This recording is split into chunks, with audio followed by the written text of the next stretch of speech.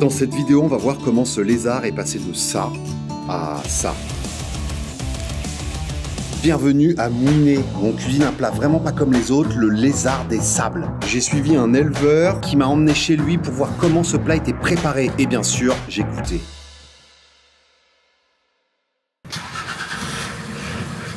Bon, en gros, il m'a emmené en dehors de Mouinet, chez lui, en pleine campagne, pour voir où tout commence.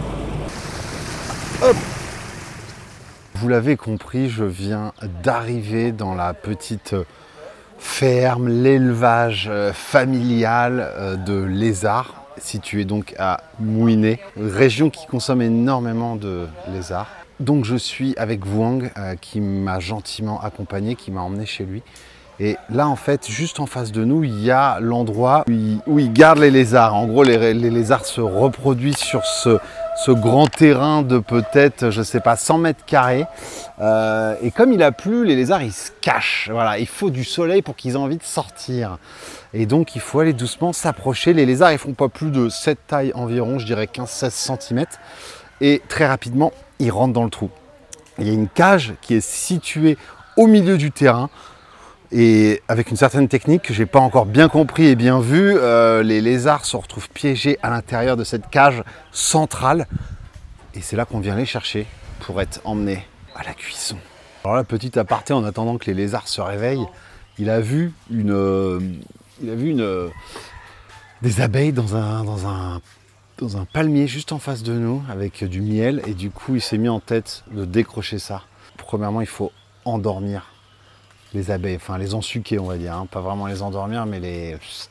Voilà, donc il va utiliser de la noix de coco, la fibre bien sèche, ça va bien fumer et il va foutre ça au niveau de l'essaim.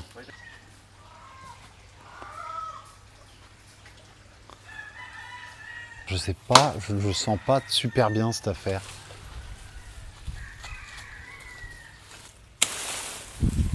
Wow, wow, wow, wow.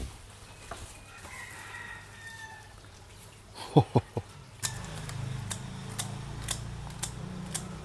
Beautiful. Oh, wow. Come on. Bon, on va se goûter ça. Mmh. Oh. Super. Wow, wow. Mmh. J'arrive à pas me faire piquer, il y a des abeilles partout autour de moi. Oh putain, qu'est-ce que c'était bon. C'est la première fois de ma vie que je vis un truc comme ça. Faut reconnaître que là, on est sur du 100% bio, hein. Je peux vous le dire. Waouh, trop bon. Bon, on arrête les bêtises là maintenant avec le miel ou je ne sais pas quoi. On est venu pour bouffer du lézard. Et là, apparemment, ils nous ont dit, ok, là, il fait bien chaud. Il y a beaucoup de lézards qui sont sortis. Il faut enjamber cette petite barrière. Oh, waouh!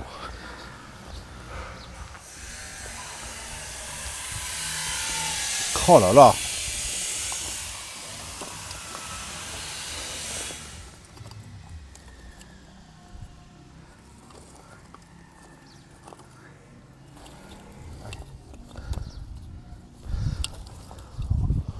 Oh wow!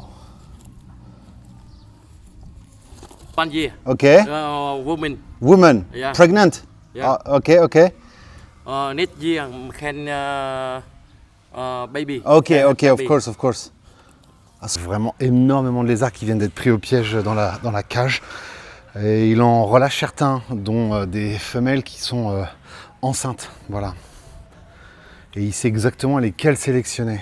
Ouh là, quand il y a la daronne qui s'en mêle, c'est pas bon signe. Bây giờ bán mấy ký để bắt nè.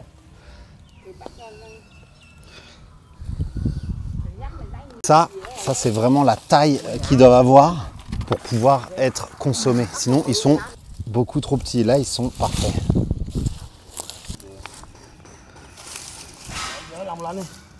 Yes. Bon, du coup, sur la franchement quarantaine qui était bloquée à l'intérieur du piège, il en a gardé peut-être 7-8 grand maximum. Du coup, il faut vraiment qu'il fasse une taille assez importante pour être consommé. Sinon, c'est trop petit, ça n'a aucun intérêt. Ouais, je reprends un petit coup de miel. Hein. Oh, really good, hein. Oh là là, ce goût. Voilà, là on attend. Je suis en train de tenir. Vous avez vu un peu ce morceau de miel avec la maman de Vuong qui est en train de nourrir les carpes. C'est sûrement pas des carpes, mais j'en ai aucune idée. Ok, yes. Ok, come on. Los carpos. J'attends Vuong qui est juste là. Oh là là, et alors là il y a tous les lézards. Regardez-moi ça un peu. Oh là là. Oh là. Oh waouh. Waouh. Regardez-moi ça marsif un peu. Énorme. C'est énorme. Bon, là c'est le moment où je me fais mordre a priori. Nice. Ah, perfect. Wow. Nice. Bon allez, on se voit en cuisine. Bon, là en fait, premièrement, Vuong il est en train d'enlever la peau du lézard. Parce que j'imagine que ça doit pas être top à manger. Je vais pas vous mentir, c'est quand même un peu brutal. Pour enlever la peau, il le met directement sur les braises pour que la peau soit plus facile à enlever. C'est assez dingue parce qu'en fait, il vient littéralement mettre un ciseau dans la bouche et il va couper tout le lézard dans sa longueur. Bon, on sent qu'il fait ça tous les jours.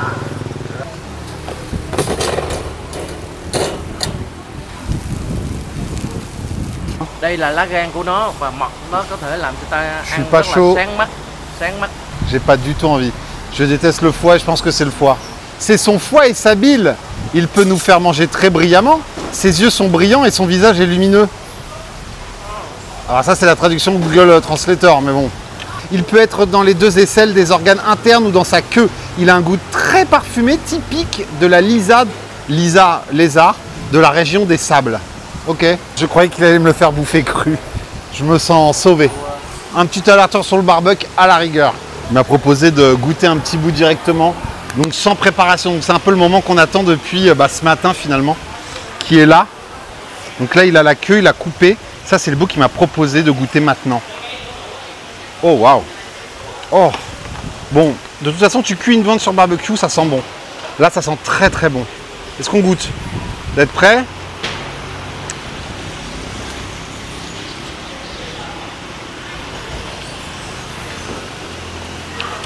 Oh,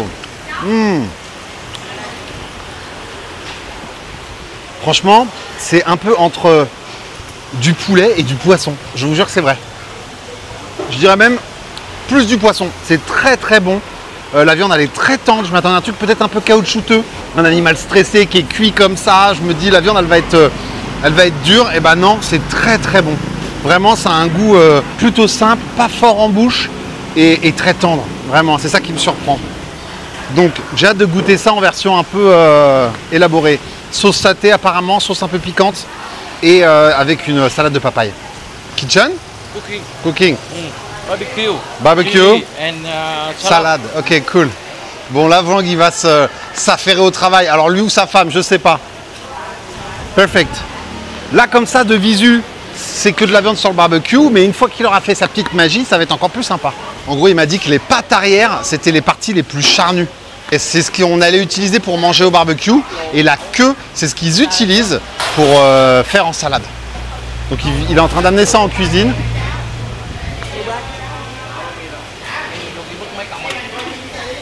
Bon, là, autant vous dire que c'est le rush du midi. Il est 12h30 et ça commence à être un vrai bazar. Ça part dans tous les sens, ils sont au moins 5 ou 6 en cuisine. C'est à la base un restaurant spécialisé dans les fruits de mer, mais ils font des trucs un peu chelous comme les lézards ou même la tortue. Bon, on va laisser Vuong finir la petite salade et la petite préparation.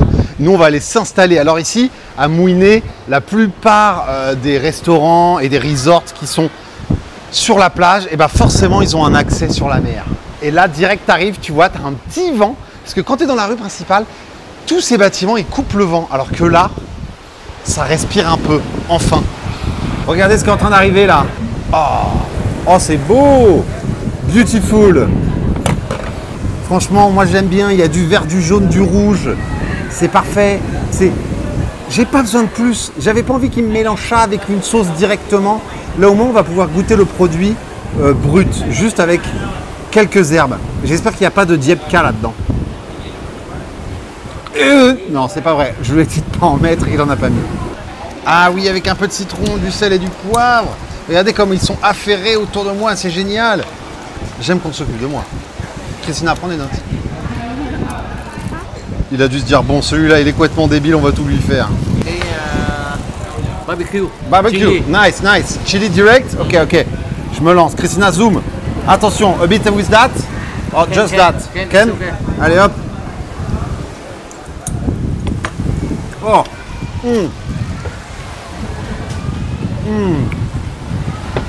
Oh, c'est très très bon. C'est très très bon. That's the liver. Ah, ça c'est le moment que je redoute.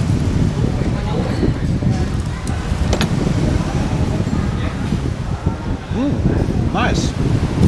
Wow. C'est un goût très puissant qui se libère en bouche. Ça n'a pas le goût de foie comme je peux détester. Wow. Ah, il y a une saveur, je n'arrive pas à comprendre. Vous mangez du foie, merci.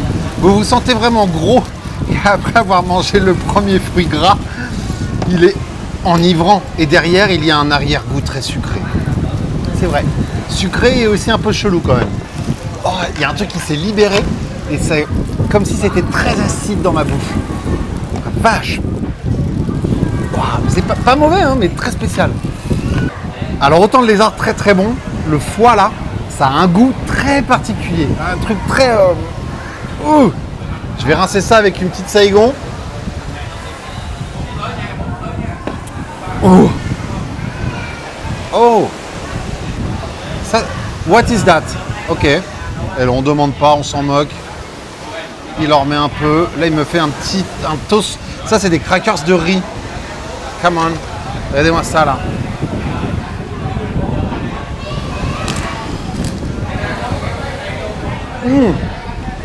Ok.